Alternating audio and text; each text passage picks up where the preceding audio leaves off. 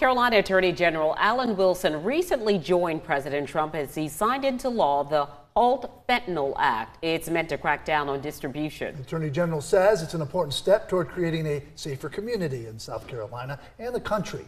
News Gabriel Johnson is joining us after speaking with the Attorney General, Alan Wilson, today about what he's saying about this.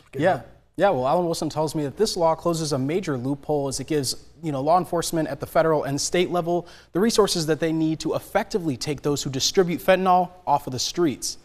Now, this Halt Fentanyl Act classifies all fentanyl-related substances as Schedule I controlled substances.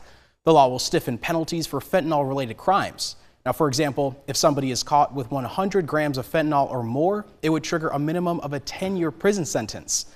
Wilson says laws like this better protect South Carolinians from losing a loved one to an overdose.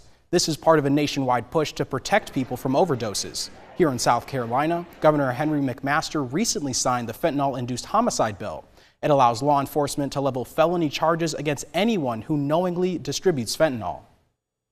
One drug trafficking case where we actually indicted several individuals for murder because they sold a drug that they knew had fentanyl in it, and they knew that if someone took that drug, that pill, that they would die from it. That is no different than me pointing a gun at you and pulling the trigger, knowing that that bullet, if it hits you, is going to kill you. What this fentanyl, homicide by fentanyl bill does here in South Carolina is we don't have to prove that you knew that the person would die, just that you knew that there was fentanyl in the drug. And that kind of lowers that standard for us to go after these folks very vigorously.